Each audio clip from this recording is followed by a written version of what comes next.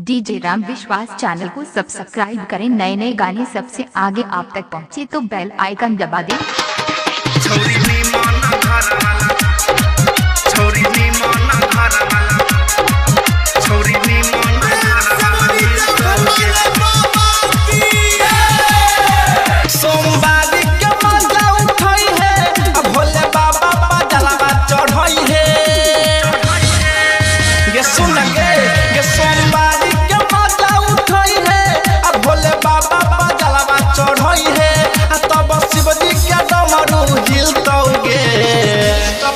तब मिलतौगे छौरी निमन घर वाला मिलतौगे, तब मिलतौगे छौरी मिलतौगे, तब निमन घर वाला मिलतौगे।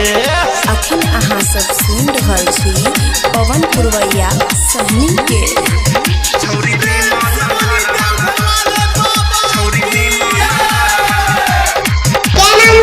इलाका किसी का भी हो धमाका राम विश्वास का ही होगा।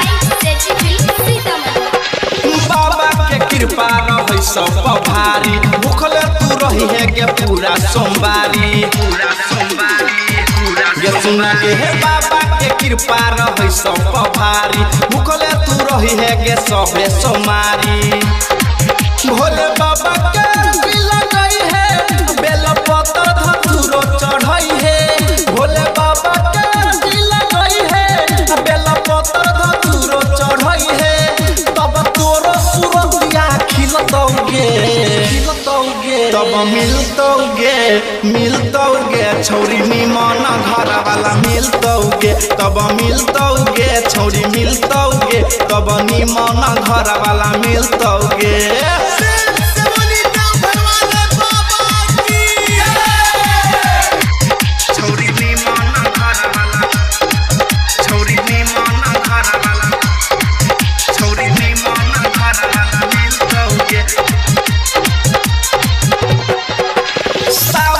पावन महीना छयाइल कुमार का कुमार की के खुल गेलै फाइल।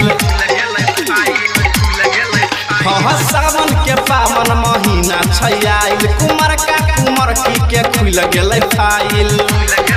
हे गे पवन पुरवैया लगई है साथे शिवजी के जलवा चढ़ई है। हे गे पवन पुरवैया लगई है साथे शिवजी के जलवा चढ़ई है। अजब कन्हा तब मिलतौगे छौरी निमन घर वाला मिलतौगे, तब मिलतौगे छौरी मिलतौगे, तब निमन घर वाला मिलतौगे। Films recording studio Sitamarhi.